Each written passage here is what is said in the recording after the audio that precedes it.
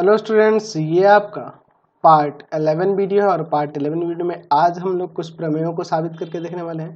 तो चलिए पहला प्रमेय देखते हैं। 10.11 कह रहा है चक्रीय चतुर्भुज के सम्मुख कोणों के प्रत्येक युग्म का योग 180 डिग्री होता है। ये हमें साबित करके दिखाना है। तो चलिए हम लोग क्या करते हैं, एक चक्रीय चतुर्भुज बना लेते हैं। तो चक्रीय चतुर्भुज तो हम लोग जानते हैं ना जी, जिसके चारों शीर्ष, वो चतुर्भुज जिसका चारों शीर्ष क्या हो, वृत्त पर स्थित हो। ठीक है, उसी को हम लोग क्या कहते हैं, चक्रीय चतुर्भुज कहते हैं। तो ये आपका एक चक्रीय चतुर्भुज हो गया। इसका नाम यहाँ पे देते हैं ए बी सी डी। चारों शीर्ष इसके वृत्त पर स्थित है। चलिए मैं इसका केंद्र ले लेता हूँ ओ। वृत्त का केंद्र क्या ले लेता हूँ, ओ ले लेता हूँ यहाँ पर वृत्त का केंद्र। ठीक है, तो हमारे पास दिया हुआ है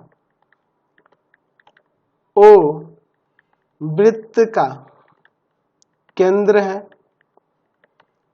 है तथा ए बी सी डी एक चक्रीय चतुर्भुज है।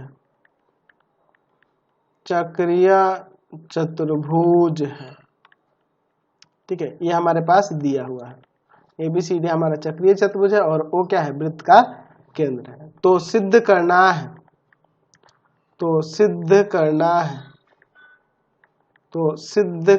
क्या सिद्ध करना है कि चक्रीय चतुर्भुज के सम्मुख कोणों के प्रत्येक युग्म का योग, यानी कि देखो एंगल ए और एंगल सी, या लिख सकते हैं angle A plus angle C. देख लीजिए, सम्मुख कोणों के प्रत्येक युग्म का योग जो होगा 180 डिग्री होता है। या ये भी कह सकते हैं और में angle B plus angle D बराबर में 180। ये भी तो आपके सम्मुख कोण ही है ना जी, तो इन दोनों का भी योग 180 हो जाएगा। तो इसी को हम लोग यहाँ साबित करने वाले हैं। तो इसमें हम लोग पहले रचना कर लेते हैं। रचना में मैं क्या करता हूं, देखो मैं यहाँ वृत्त के केंद्र ओ से बी तथा डी को मिलाया। ये हम लोग यहाँ रचना में करने वाले हैं। तो चलिए हम लोग करते हैं। वृत्त के केंद्र ओ से बी को भी मिला देते हैं यहाँ से, और एक बार डी को भी मिला देते हैं इस तरह से। तो ये हमारी रचना है, तो इसको मैं डॉटेड करूंगा ना जी। चलिए अब हम लोग इसका प्रमाण देखते हैं। ठीक है, इसका प्रमाण देखिए। हम लोग एक प्रमेय देखे थे पिछले वीडियो में, प्रमेय 10.8 था। तो मैंने वहां बताया था कि एक चाप द्वारा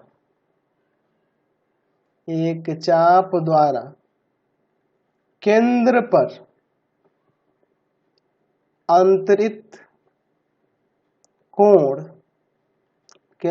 अंतरित कोण वृत्त के शेष भाग पर या शेष भाग के किसी बिंदु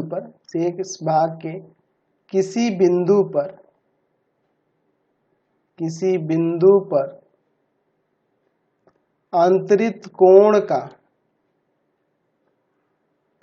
दुगुना होता है।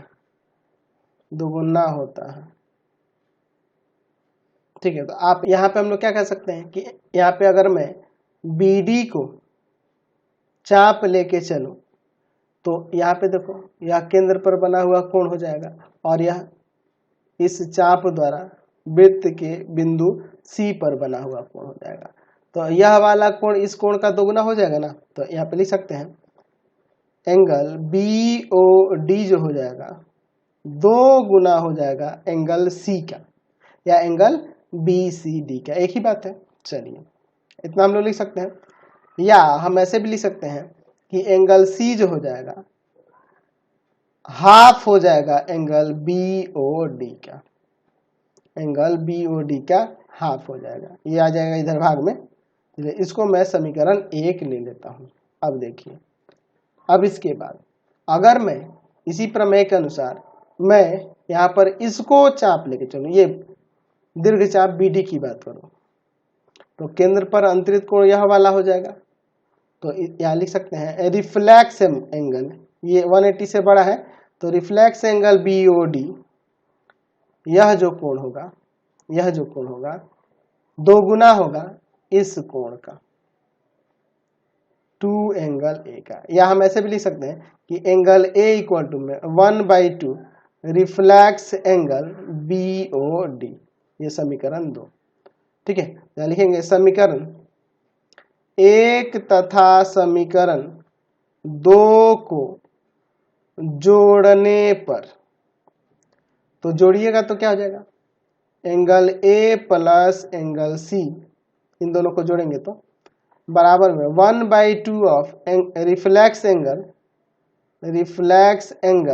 BOD और plus 1/2 of reflex angle BOD और 1/2 ऑफ एंगल BOD, इन दोनों को जोड़ देंगे ना, angle A plus angle C LHS वाला जोड़ लिया और फिर ये RHS वाला पार्ट जोड़ लिया। अब देखिए इसके बाद चलिए, तब यहाँ से 1/2 हम लोग कॉमन कर लेते हैं, तो angle A plus angle C, इधर से 1/2 कॉमन करोगे तो यहाँ बचेगा रिफ्लेक्स एंगल BOD और प्लस में एंगल BOD।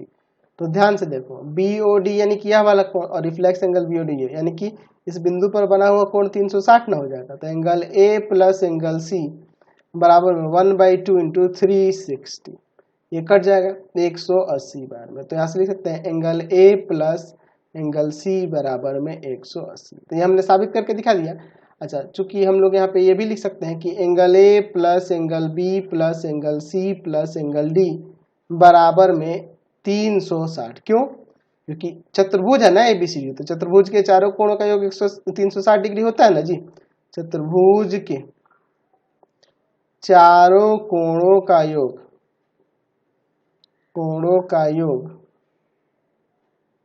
360 डिग्री होता है।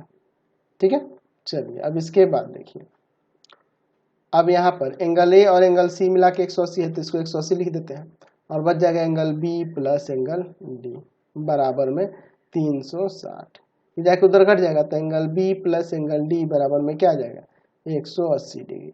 तो हमने यहाँ से साबित कर दिया कि angle A plus angle C बराबर 180 डिग्री होगा, angle A plus angle C बराबर 180 डिग्री होगा, तथा angle B plus angle D बराबर भी 180 डिग्री होगा। यही ना हमें प्रमाणित करके दिखाना था। तो हमने यह साबित कर दिया कि अगर चतुर्भुज आपका चक्रीय हो तो उनके सम्मुख कोणों के प्रत्येक युग्म का योग जो होता है 180 डिग्री होता है। समझ गए? चलिए अगला देखते हैं प्रमेय 10.12। कह रहा है यदि किसी चतुर्भुज के सम्मुख कोणों के एक युग्म का योग 180 डिग्री हो तो चतुर्भुज जो होगा चक्रीय होता है, यानी कि चतुर्भुज जो बनेगा चक्रीय चतुर्भुज बनेगा। चलिए हम लोग यहाँ पर एक चतुर्भुज ले लेते हैं इस तरह से। ठीक है, इसका नाम देता हूं मैं A B C D। ठीक है, अब देखिए इसके बाद देखिए हमारे पास दिया है, क्या दिया है जी, कि आपका चतुर्भुज जो है ये चतुर्भुज, ये इस चतुर्भुज के सम्मुख कोणों का एक युग्म का योग 180, हम लोग मान लेते हैं एंगल ए और एंगल सी का योग 180 है। ठीक है, ऐसा हम लोग मान लेंगे। लिखेंगे कि ABCD एक चतुर्भुज है, ये हमारे पास दिया है ABCD एक चतुर्भुज है, और क्या दिया है कि इसके सम्मुख कोणों का एक युग्म का योग जो है 180 डिग्री है। तो angle A plus angle C हम लोग मान लेते हैं कि हमारे पास 180 डिग्री है। ठीक है, तो सिद्ध करना है, क्या सिद्ध करना है, हमें यहाँ सिद्ध करना है कि ABCD एक चक्रीय चतुर्भुज है। ये जो चतुर्भुज हो रहा है यह चक्रीय है, ये हमें दिखाना है। तो चक्रीय चतुर्भुज का मतलब यह हुआ ना कि इसके चारों ये जो शीर्ष के बिंदु देख रहे हैं ये उस वृत्त पर स्थित होंगे। ठीक है, ये वृत्त पर स्थित होंगे। तो मैं अब यहाँ पे एक रचना कर लेता हूँ पहले। तो रचना में क्या करता हूँ, देखिए आपको पता है कि 3 असंरेखी बिंदुओं से हम लोग वृत्त खींच सकते हैं। तो हम लोग A B और D से एक वृत्त लेकर जाते हैं, इन असंरेखी बिंदुओं से एक वृत्त लेके गए हैं। ठीक है, देख रहे हैं ना, A B और D से हमने एक वृत्त खींच दिया है। तो हम लोग लिखेंगे यहाँ पे कि यहाँ पर थोड़ा सा गड़बड़ हो गया, फिर से मैं खींच देता हूँ। चलिए ध्यान से देखिएगा, हो गया ये। चलिए ए बी तथा डी से होकर एक वृत्त खींचे, ठीक है। और एक यहां पर मैं इस BC पर एक बिंदु C डैश ले लेता हूं, ठीक है। हम लोग क्या करते हैं, यहां पर लिख देते हैं कि BC पर एक बिंदु C डैश लिए जो वृत्त पर स्थित है। C डैश कहाँ है, वृत्त पर स्थित है। आप क्या कर देते हैं, तो DC डैश को मिलाया, ये काम हम लोग यहाँ कर देते हैं, इसको हम लोग मिला देते हैं। तो जो भी कर हम लोग रचना में कर रहे थे, इसको डॉटेड कर दो, चाहो तो आप वृत्त को भी डॉटेड कर सकते हो, नहीं भी करोगे तो चलेगा, ठीक है। चलिए समझ। अब इसका यहाँ प्रमाण देखो, यहाँ पर ध्यान से देखिएगा, हमारे पास दिया है कि angle A plus angle C बराबर में 180 डिग्री, यह दिया है। तो अब यहाँ पर दूसरा हम लोग ले सकते हैं angle A plus angle C dash,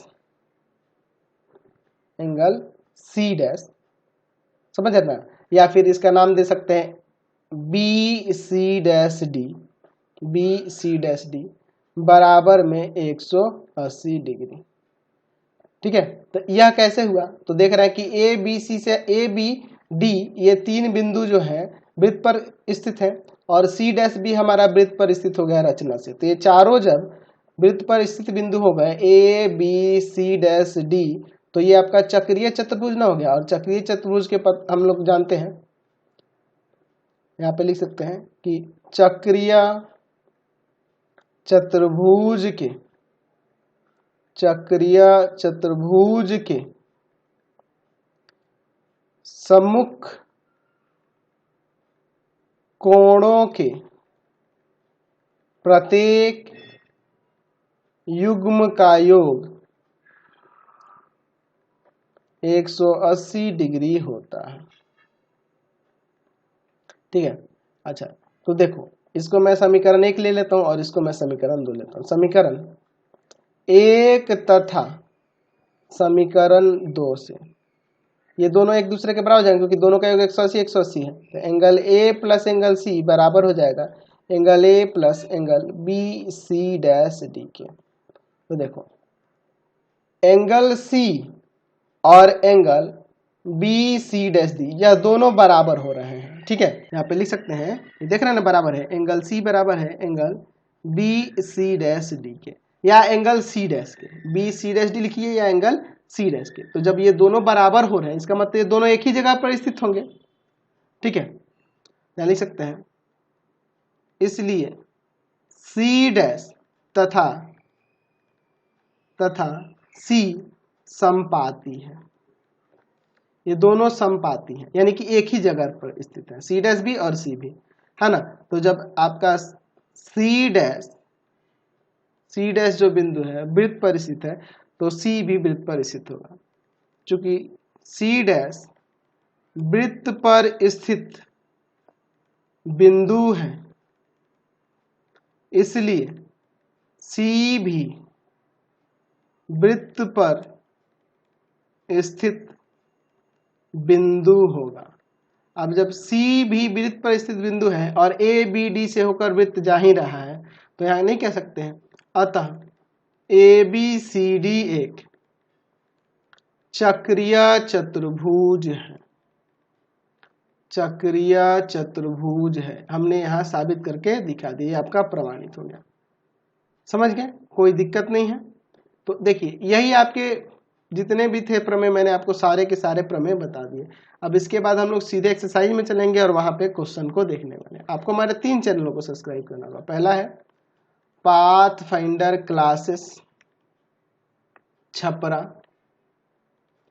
दूसरा है आपका भारती भवन रविकांत सर, भारती भवन रविकांत सर।